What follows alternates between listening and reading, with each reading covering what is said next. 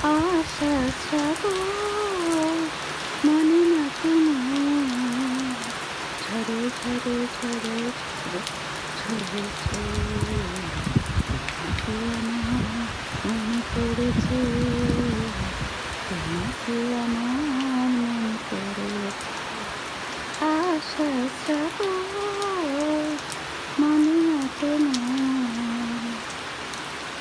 শুরু হয়েছে বৃষ্টি আষাঢ় মাসে, হচ্ছে তো হচ্ছে, থামার কোনো লক্ষণই নেই।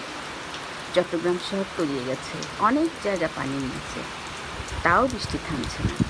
সূর্যি মামার দেখা নেই আজ 5 দিন।